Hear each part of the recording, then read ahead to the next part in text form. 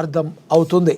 ఇంకా అదేవిధంగా చూసుకుంటే సత్యదేవుని సన్నిధిలో దళారీ దందా, అధికారుల నిర్లక్ష్యం, అన్నవరం దేవస్థానంలో అక్రమాల ఆరోపణలు, భద్రతా లోపాలు, నిర్వహణ నిర్లక్ష్యంపై భక్తులు రుసరుసలాడుతున్నట్లుగా కూడా మరి తెలుస్తుంది. శ్రీ వీరవేంకట సత్యనారాయణ స్వామి వారి దేవస్థానంలో అక్రమాలు జరుగుతున్నాయనే ఆరోపణలు ప్రస్తుతం ఆంధ్రప్రదేశ్ రాష్ట్ర వ్యాప్తంగా చర్చనీయాంశంగా మారాయి. కోట్లాది మంది భక్తుల ఆరాధ్య దైవం శ్రీ వీరవేంకట సత్యనారాయణ స్వామి వారి అన్నవర దేవస్థానం పవిత్ర క్షేత్రంలో దళారీ వ్యవస్థ, ప్రోటోకాల్ దుర్వినియోగం, అధికారుల నిర్లక్ష్యం, భద్రతా వైఫల్యాలు, రాజకీయ అండదండల వంటి అంశాలపై తీవ్ర విమర్శలు వెల్లువెత్తుతున్నాయి. భక్తుల ఆరోపణల ప్రకారం కొందరు సిబ్బంది తమ కుటుంబ సభ్యులు, బంధువుల పేర్లతో బయట వ్యక్తులను ఉచిత దర్శనాలకు పంపిస్తూ డబ్బులు వసూలు చేస్తున్నారనే విమర్శలు కూడా చాలా గట్టిగా వినబడుతున్నాయి.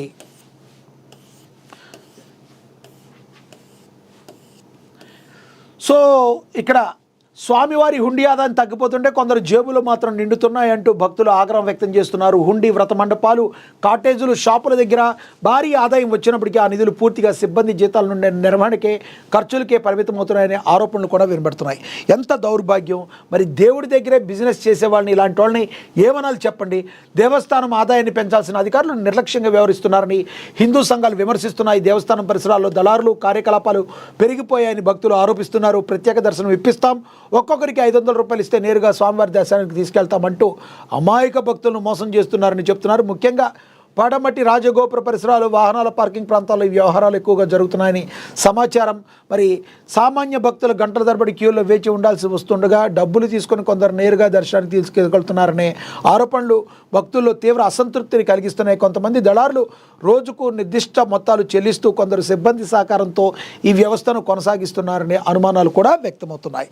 కాబట్టి ఇలాంటి అనుమానాలు వ్యక్తమైనప్పుడు అసలు ఏం జరుగుతుంది? కర్త, కర్మ, క్రియ ఎవరు? దీని గురించి ఆలోచించి మరి ఆ సంబంధిత అధికారులను పక్కకు తప్పించాలి. ఆ దళారులు ఎవరున్నారో వాళ్ళని కూడా శిక్షించేటట్టు చేయాలి. లేకపోతే హిందువుల యొక్క మనోభావాల్ని దెబ్బతీసే ఇలాంటి కార్యక్రమాలకు ఫుల్ స్టాప్ పడిపోతే మాత్రం ఇది చాలా ప్రాబ్లం వచ్చే అవకాశం అయితే ఉంటుంది. కొంతమంది దళారులు నిర్దిష్ట మొత్తాలు చెల్లిస్తూ కొంతమంది సిబ్బందికి సహకారం అందిస్తూ వ్యవస్థను కొనసాగిస్తున్నారనే అనుమానాలు ఉన్నాయి.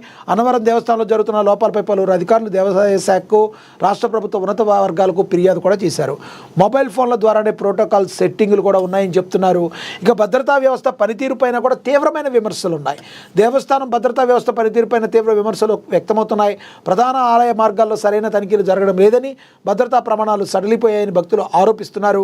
ప్రతి నెల సుమారుగా 92 లక్షల సెక్యూరిటీ విభాగం పైగా ఖర్చు చేస్తున్నప్పటికీ భక్తులకు కనిపించే స్థాయిలో భద్రతా ప్రమాణాలు లేవని కూడా తెలుస్తున్నాయి. భక్తుల యొక్క ప్రధాన డిమాండ్లు కూడా వినబడుతున్నాయి.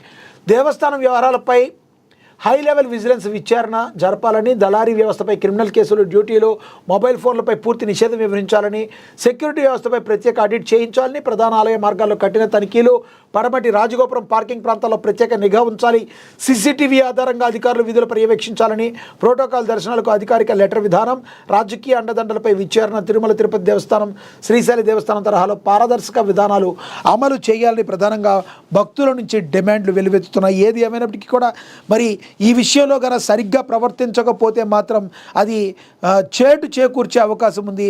హిందువుల మనోభావాలను దెబ్బతీసేటట్టు ఇలాంటి పిచ్చి పనులు చేసే వాళ్ళకి మరి దానికి సహకరిస్తున్న సంబంధిత అధికారులకి శిక్ష పడాల్సిన అవసరం ఉందని హిందూ సంఘాలు, భక్తులందరూ కూడా కోరుకోవటం అయితే జరుగుతుంది. ఇక తదుపరి చూస్తే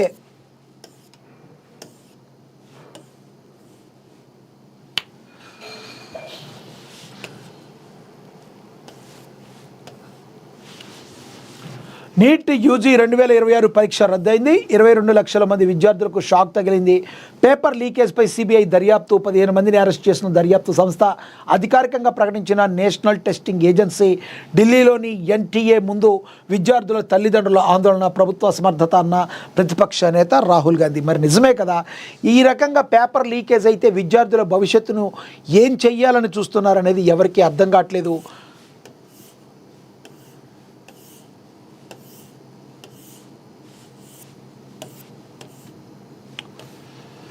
నీట్ యూజీ 2026 ఎగ్జామ్ రద్దు అయింది. ఈ విషయాన్ని నేషనల్ టెస్టింగ్ ఏజెన్సీ ఎన్టీఏ మంగళవారం వెల్లడించింది.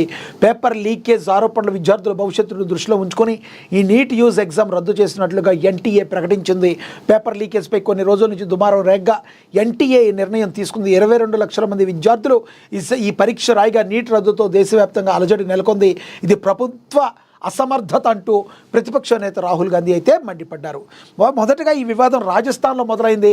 రాజస్థాన్ నీట్ వివాదం చివరికి కొలిక్కి వచ్చింది. దాదాపుగా 125 ప్రశ్నలు లీక్ అయ్యాయని ఆ క్వశ్చన్ ఓ శాంపిల్ పేపర్తో యథాతథంగా మ్యాచ్ కావడంతో వివాదం మొదలైంది. అప్పటి నుండి ఎగ్జామ్ రద్దు అవుతుందని వినిపించింది. విద్యార్థుల భవిష్యత్ దృష్టిలో ఉంచుకొని ఎన్టీఏ మే 3న జరిగిన ఈ పరీక్షను రద్దు చేయడంతో పాటు మళ్ళీ నిర్వహించాలని నిర్ణయం తీసుకుంది. నీట్ యూజీ ఎగ్జామ్ కొత్త తేదీని త్వరలోనే ప్రకటిస్తారు. మరి ఏది ప్రకటించినా విద్యార్థులకు ఎంత కాలం వృధా, ఎంత సమయం వృధా.